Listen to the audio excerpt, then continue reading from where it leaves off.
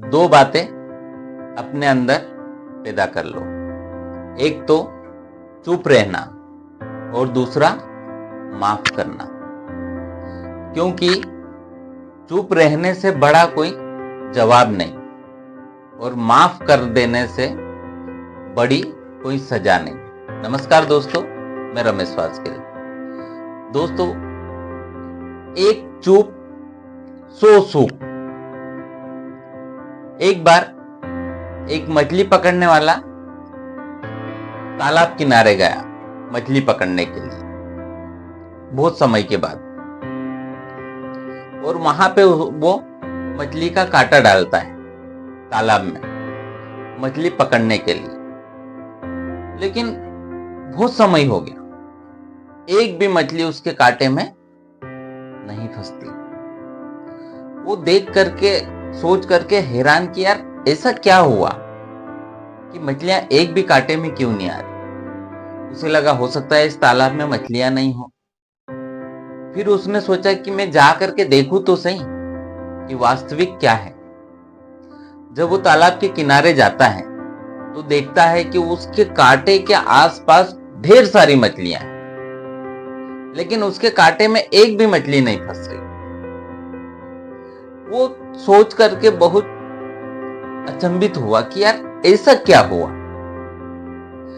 तभी एक राहगीर निकल रहा था, तो उसने उसको बुलाया और उससे पूछा कि यार पहले तो यहाँ पे बहुत सारी मछलियां पकड़ी जाती थी, लेकिन आज ऐसा क्या है कि एक भी मछली मेरे कांटे में नहीं फंस रही है। उस राहगीर ने बोला कि कुछ समय पहले यहाँ पर एक महात्मा जी आए थे और उन्होंने यहाँ पे प्रवचन किए थे, और प्रवचन उनकी वाणी में इतना तेज था, इतनी बुलंद आवाज थी कि वो मछलियां भी उनके प्रवचन सुनती थी। परमात्मा ने हर इंसान को दो आंखें, दो कान, दो नाक सब दिए, लेकिन जीवन एक दी। परमात्मा ने प्रवचन में कहा कि जब भी कोई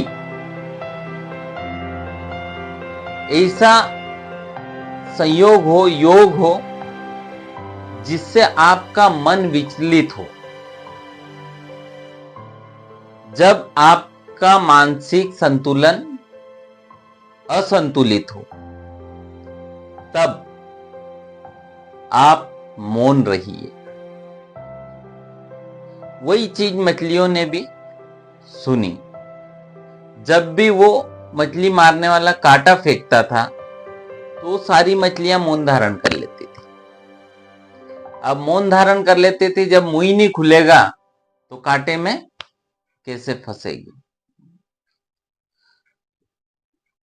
तो परमात्मा ने हर इंसान को दो दो चीजें दी है, लेकिन जबान एक दी है। क्या कारण रहा होगा?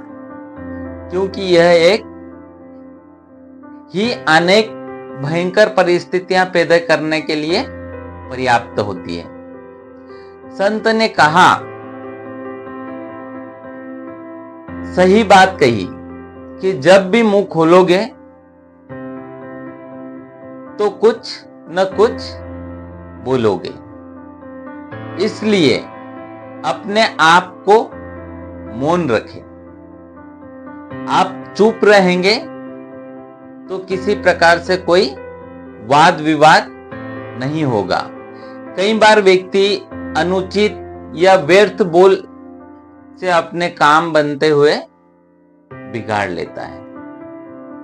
जीवन भर के लिए रिश्ते में कड़वाहट पैदा कर लेता है। उसका समाज में यश गिर जाता है। वर्तमान में देखें तो बहुत सी समस्याएं, बहुत से कारण ज्यादा बोलने और अनुचित बोलने से ही उत्पन्न होते हैं। तो परमात्मा ने हमें कहा है कि कम बोलो, धीरे बोलो, मीठा बोलो। हमारी मीठी वाणी से बिगड़ते काम बन जाते हैं। लोगों की दुआओं के पात्र बने। जितना गंभीर गहराई पूर्ण गुणों से भरपूर होता है, उनकी वाणी में भी उतनी ही विनम्रता होती है। विनम्रता पूर्वक व्यवहार हमारे चरित्र को उच्च बनाता है और समाज में उनका मान सम्मान दिलाता है। कई बार न बोलना भी उचित रहता है। तो दोस्तों, 100 चुप 1 सुख, 1 चुप 100 सुख। धन्यवाद।